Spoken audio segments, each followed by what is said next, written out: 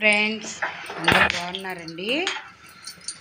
Stove వెలిగించుకొని బాండీలు పెట్టుకుందామండి. ముందుగా తరిగి పెట్టుకున్నాం కదండి బెండకాయలు, అవి బాండలు కొంచెం వేడయ్యాక 2 స్పూన్లు ఆయిల్ వేసేసుకుందామండి.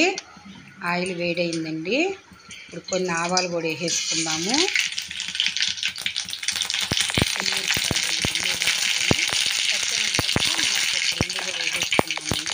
కరివేపాకు కూడా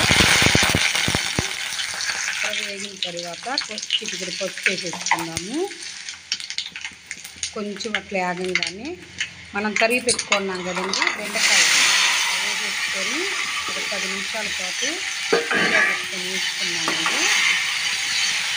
చూడండి ఫ్రెండ్స్, కాస్త ఉప్పు కూడా యాడ్ చేసేసుకున్నామండి.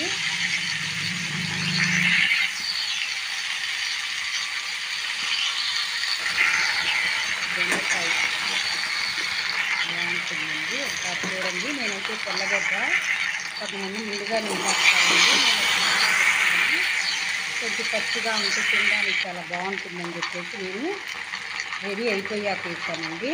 ఒక 5 నిమిషాల ముందు మనం పప్పుల పొడి చేసి పెట్టుకున్నాం కదండి, ఆ పప్పుల పొడి కూడా వేసేసుకొని రెడీ అయిపోయిందండి బెండకాయ ఫ్రై. చూడండి ఫ్రెండ్స్, ఒకసారి ట్రై చేసి చూడండి ఫ్రెండ్స్, మీరు కూడా చాలా బాగుంటుంది బెండకాయ ఫ్రై.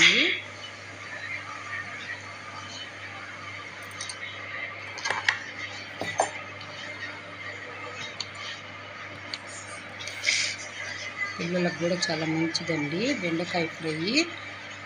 ఇప్పుడున్న ఒకసారి అలా చేసుకొని వారంలో ఒకసారి 2 సార్లు చేసుకోవచ్చండి ఫ్రెండ్స్. Thank you friends.